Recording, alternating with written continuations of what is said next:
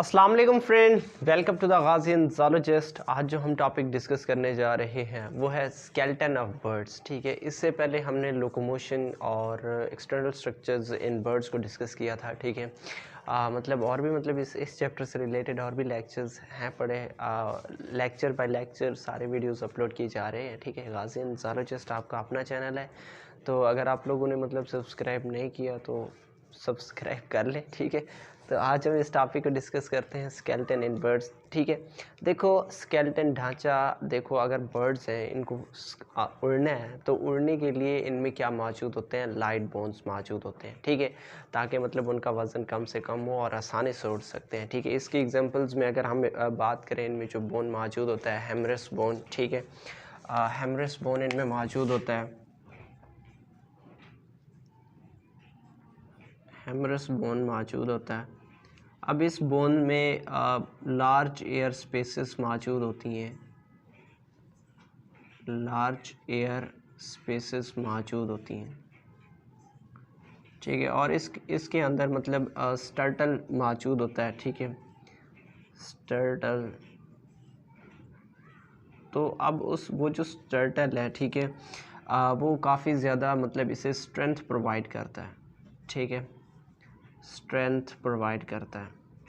अब इसी स्टर्टल का फ़ायदा जो ना इंजीनियर्स भी ले रहे हैं। ठीक है, वो ये कि इनमें जो स्टर्टल ग्रिडल होता है, ठीक है, वो सॉलिड ग्रिडल की बनिस्बत क्या होता है, ज़्यादा स्ट्रॉन्ग होता है और वज़न बराबर होता है, लेकिन स्ट्रेंथ स्ट्रॉन्गर कौन होता है, ये स्टर्टल ग्रिडल होता है। ठीक है, लेकिन ये प्रोसेस है ये अपोजिट है। ठीक है, मतलब सारे बर्ड्स में एक जैसा नहीं होता, लेकिन कुछ बर्ड्स ऐसे हैं जहाँ ये जो मतलब वो वज़न कम करने की बजाय अपना वज़न बढ़ाते हैं। मिसाल के तौर पर आप इक्वेटिक, ठीक है, इक्वेटिक बर्ड्स की बात करें, इक्वेटिक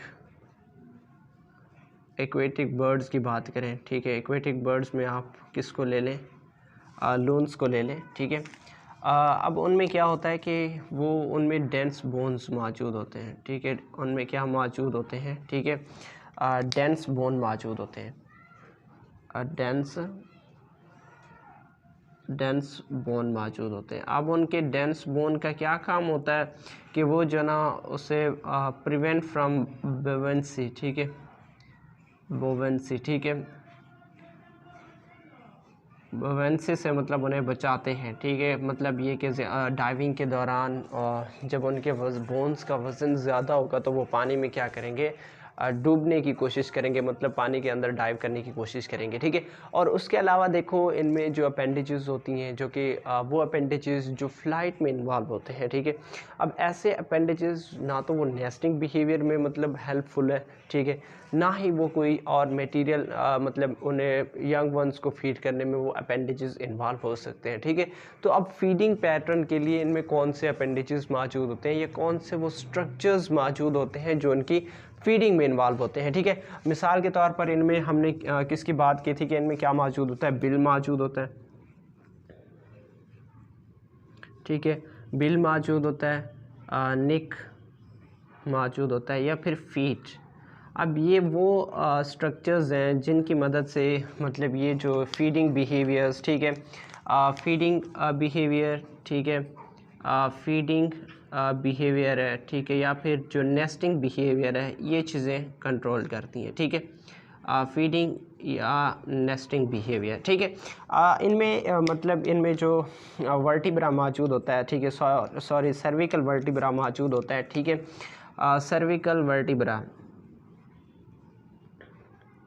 सर्विकल वर्टिब्रा, ठीक है, वो काफ़ी ज़्यादा मतलब स्ट्रेंथन प्रोवाइड करता है। ठीक है, काफ़ी ज़्यादा रोटेशनल, ऐसा समझ लें कि फ्री मूवमेंट मतलब प्रोवाइड करता है। ठीक है, फ्री मूवमेंट प्रोवाइड करता है। ठीक है, अब वो किस वजह से कि वो किस शेप होता है, ठीक है, अब वो सडल शेप होता है। ठीक है, सडल शेप होता है। ठीक है, सडल शेप होता है, बिल्कुल सडल जॉइंट्स की तरह होता है। ठीक है, सडल शेप्ड,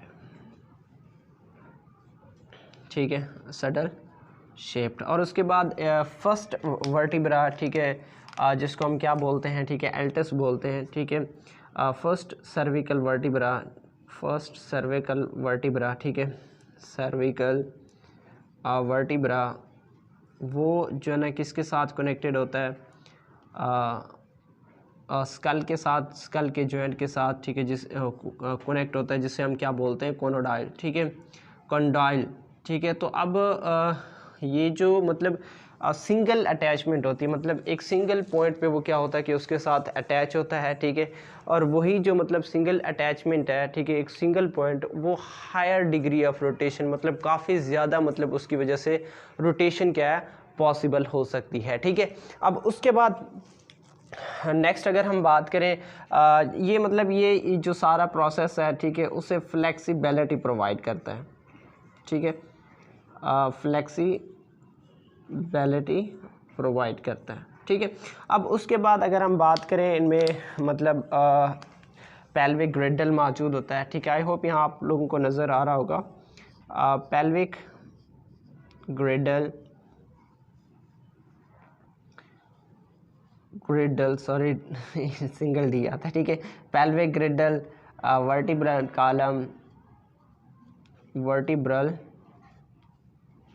कॉलम, ठीक है, वर्टिब्रल कॉलम, और उसके अलावा जो रिब्स हैं, ठीक है, वो भी क्या किस में इन्वॉल्व होते हैं, ठीक है, इसी फ्लाइट मैकेनिज्म में इन्वॉल्व होते हैं, ठीक है। मिसाल के तौर पर अगर हम बात करें कि जो थोरेसिक रीजन होता है, ठीक है, वर्टिब्रल कॉलम का थोरेसिक रीजन, थोरेसिक रीजन होता है, ठीक है, उस रीजन में क्या मौजूद होते हैं, ठीक है, वो रीजन क्या करता है, रिब्स कंटेन करता है, ठीक है, रिब्स। अब वो जो रिब्स हैं, ठीक है, वही रिब्स एक्चुअली जो थोरेसिक वर्टिब्रा होता है उसके साथ क्या होते हैं, अटैच्ड होते हैं, ठीक है, ठीक है, ऐसे नहीं ऐसे लिख लो, ठीक है, कि उसके साथ क्या होते हैं, अटैच्ड होते हैं, ओके, कि thoracic vertebra, thoracic region, vertebral column का जो थोरेसिक रीजन है, ठीक है, उसमें क्या मौजूद होते हैं, रिब्स, वही रिब्स किसके साथ होते हैं, थोरेसिक वर्टिब्रा के साथ अटैच्ड होते हैं, ठीक है, वर्टिब्रा के साथ अटैच होते हैं, ठीक है। अब ये जो रिब्स हैं, ठीक है, ये रिब्स, अब इन रिब्स के साथ मतलब क्या मौजूद होते हैं, ठीक है,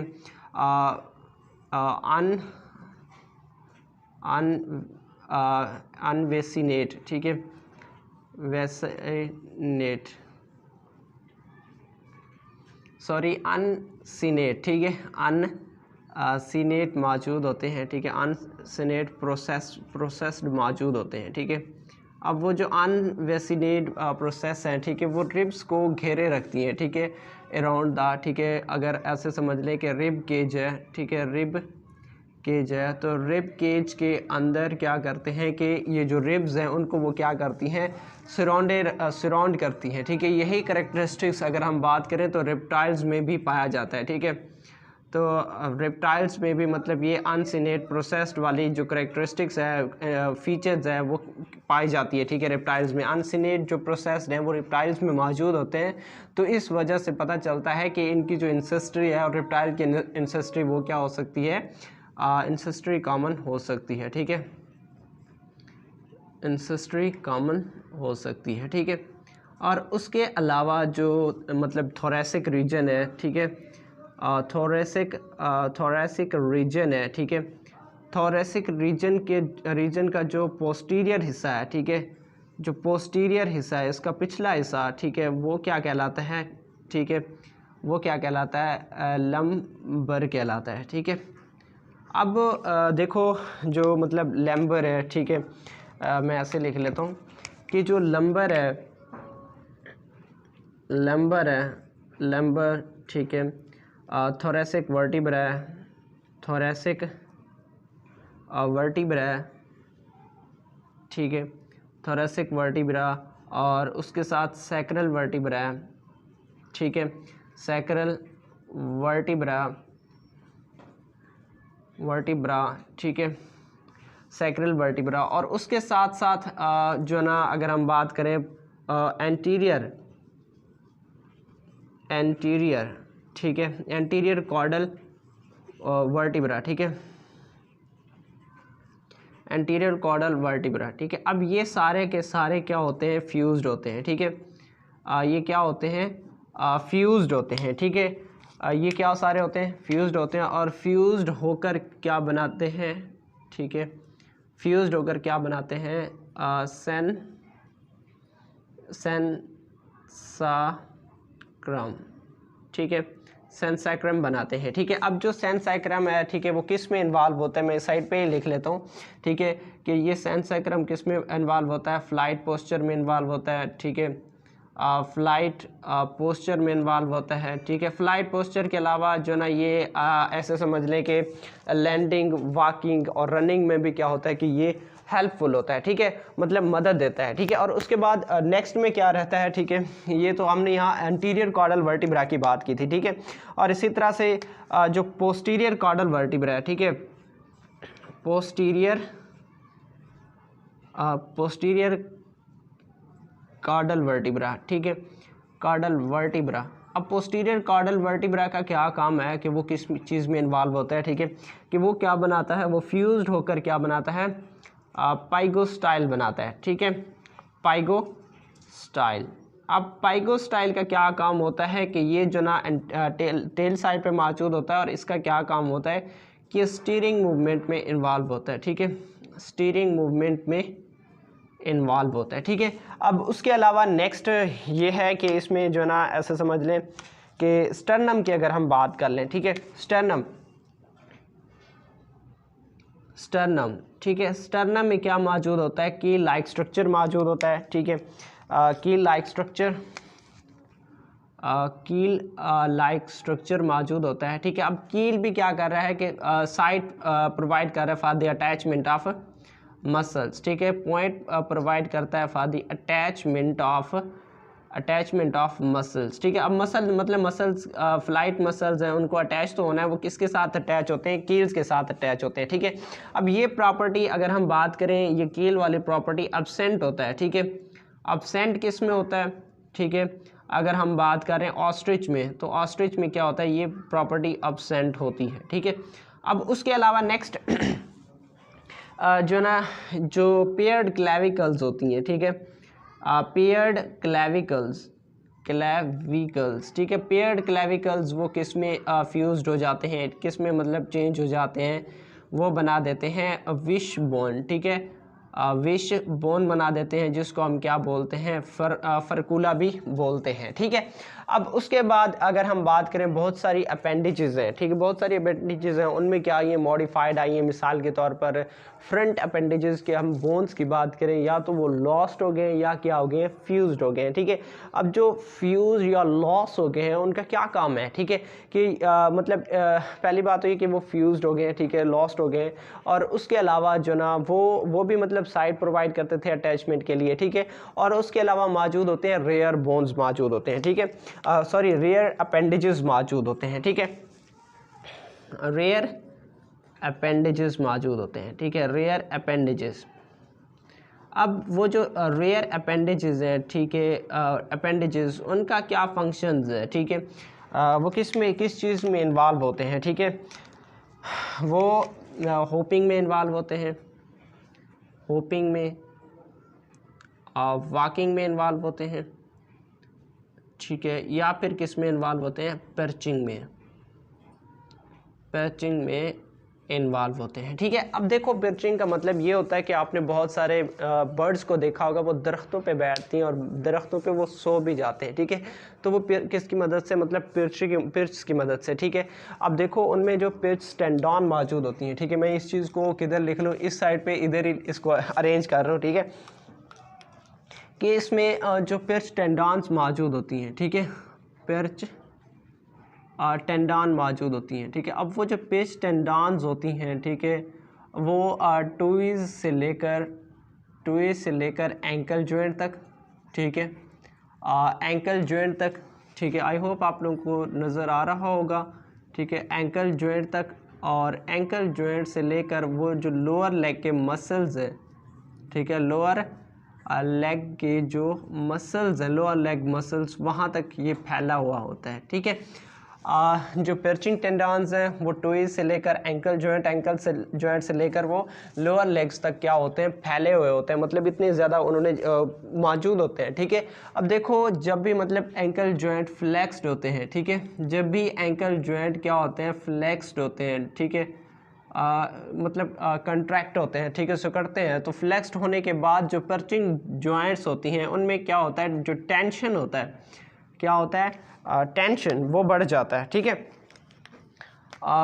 टेंशन क्या होता है, इंक्रीज्ड हो जाता है। ठीक है, टेंशन बढ़ जाता है। ठीक है, अप साइन है, ठीक है, एरो का, तो इसका मतलब क्या है कि टेंशन बढ़ जाता है। जब टेंशन बढ़ जाता है तो उनकी जो ग्रेस्पिंग पावर है, ठीक है, वो जो मतलब ऐसे उनकी वो जबड़े होते हैं ना पैरों के, ठीक है, पंजे, तो वो क्या होते हैं, काफ़ी ज़्यादा मजबूत हो जाते हैं। ठीक है, जब काफ़ी ज़्यादा मजबूत हो जाते हैं तो इस फेनोमिना की मदद से, ठीक है, वो दरख्तों पे आराम से सोते हैं। ठीक है, और यही फेनोमिना आप ईगल के अंदर बात करो, उसके जो टैलॉन्स होते हैं, ठीक है, वो टैलॉन्स मतलब उनकी ग्रिस्पिंग पावर क्या होती है, काफ़ी ज़्यादा स्ट्रांग होती है कि वो मछलियों को मतलब काफ़ी ज़्यादा पावर से पकड़ के लेके जाते हैं। ठीक है, और काफ़ी ज़्यादा वजनी मछली को भी वो क्या करते हैं, अपने साथ लेके जाते हैं। ठीक है, तो ये था हमारा आज का टॉपिक। इंशाल्लाह मिलते हैं नेक्स्ट वीडियो में, तब तक इजाज़त चाहता हूँ। ओके, अल्लाह हाफिज़।